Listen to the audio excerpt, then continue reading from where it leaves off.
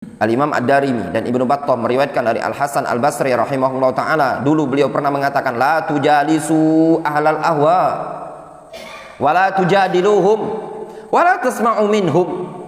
Jangan kalian bermujalasah. Tahu untuk mujalasah? Duduk bareng-bareng, bermajelis, berkawan, berteman. Itu namanya mujalasah terhadap ahlul ahwa, bersama ahlul bid'ah. Wala tujadiluhum.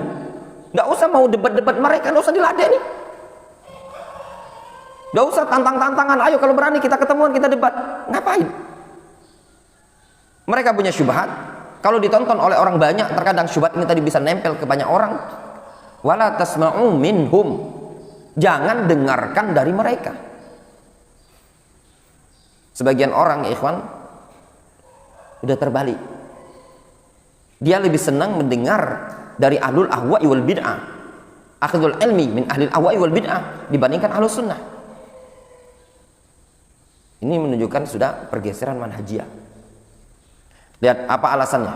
Li'annahu ma'a mujadalatihim qad ya'ti bi syubhatin. Dikarenakan bermujadalah bersama mereka, debat sama mereka, terkadang mereka mendatangkan syubhat.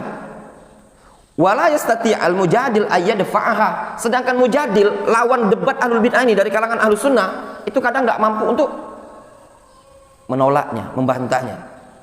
Fayaqa'u fi syakkin min amri dinihi, sehingga dia terjatuh pada keraguan dalam urusan agama. Al-munadhara yaqumu biha ulama'u kibar. Munadhara, perdebatan, perdiskusian, itu dilakukan oleh ulama kibar. Yarudduna biha ala ahlil ahwa'i.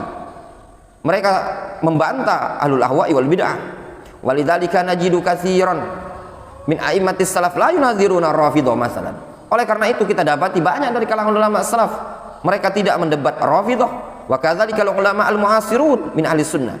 Oleh karena itu juga kita dapati ulama ahli sunnah di zaman sekarang ma yunadziruna rafidhah li annahu ahlu kadzibin wa iftira'in wa dzulmin. Dikarenakan rafidhah ahlu kadzib, orang yang suka dusta, wa iftira', sama itu dusta juga, wa dzulm, kezaliman. Wa fil waqti nafsihi la yattafiquna ma'a ahli sunnah ala usulin yarji'u ilaiha.